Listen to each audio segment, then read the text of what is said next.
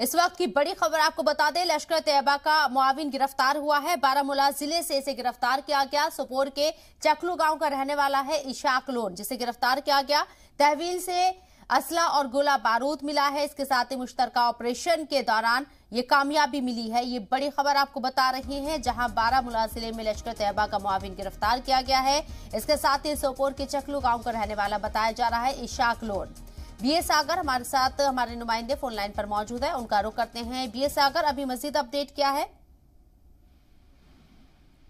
देखिए, मैं आपको बताते चले, आज सुबह सुरक्षा बलों को बारामूला इलाके में उस वक्त कामयाबी मिली जब जो यहाँ पे मोहम्मद आशिक लोन की जो उनको कुछ मिले थे कि ये मिलिटेंट के जो सफे में उनके लिए काम करता था, काफी अच्छा उनका जो वर्कर है।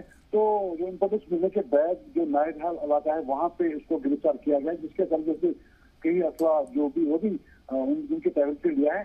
तो इस तरह से ये मानी जाती है कि जो यहाँ पे चाहे सिविल किलिंग हो, जो भी किलिंग है या आईडी लगाने का काम कर रहा था, तो लग रहा है कि यहाँ पे 32 की बात करें आर्मी रेजिमेंट की, तो कहीं ना कहीं लग रहा है कि उनके लिए एक बड़ी कामयाबी मानी जा सकती है। जी, साथ ही साथ जो चकलू गांव का रहने वाला इशाक लोन है, जिसे गिरफ्तार किया है पुलिस ने, इसकी तहवील से असला और गोला बारूद भी मिला है। क्या तादाद होगी गोला बारूद की और क्या ये एक्टिव मोड में था? अपडेट बताएं। देखिए शर्मन जी, मैं आपको बताता हूँ, इसकी तहवील से अगर हम कुल मिला के बात करें, एक एक नंबर पिस्टल है और आईडी एक नंबर है, और जो मैगजीन है पिस्टल के वो एक नंबर है।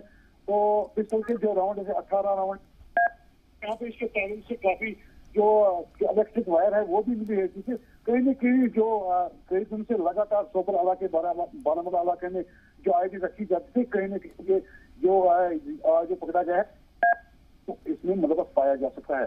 तो जो मजीद तहकीकात चल रही है, और भी कुछ शायद जिस तरह से हमारी अफसरों से बात हुई, उनका कहना है कि अभी भी कुछ ऐसे लड़के हैं जो इससे जो मिलिटेंसी से जो जुड़े हुए लोग हैं।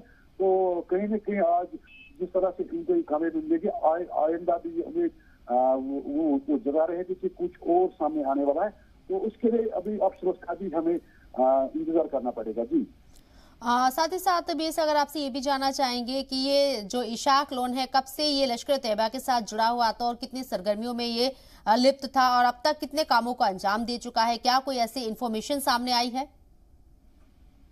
बिल्कुल शर्मन जी, जिस तरह से पुलिस ऑफिसर का ये कहना है कि कई जो आईडीज यहाँ पे लगाए गए थे पिछले दिनों, जो अगर हम सोपर की बात करें, या कहीं ऐसे इलाके हैं बारामूला में जहाँ पे आईडी रखे, में सबसे जो अहम किरदार जो इसने निभाया था उस आईडी लगाने में, या कहीं जो क्लिनिक है उसमें भी ये इनकी जो शमूलियत हो सकती है। तो अभी जिस तरह से जांच चल रही है, पुलिस ऑफिसर की तरफ से अभी तक पूरी कंफर्मेशन नहीं आई है कि किन जो टारगेट क्लिनिक की बात करें आईडीज में, लेकिन जिस तरह से ये शक किया जा रहा है कि उनमें जिस तरह से ये इसकी तहरीर से जो पावर की जो वायर मिलना या इस तरह का जो असला बारूद जो मिलना, कहीं ना कहीं लग रहा है कि बड़ा जो वहाँ पे कुछ होने वाला था, चाहे टारगेट के लिए आईडी को लेकर, तो टल गया है। पुलिस का भी ये कहना है कि अब ये टल गया है, जिस तरह से ये बड़ा सरगर्दा जो था, ये जो से जुड़ा हुआ जो लश्कर के लिए काम कर रहा था, तो कहीं न कहीं लग रहा है कि एक जो बड़ा हादसा होने वाला था सोपर या बारामूला इलाके में,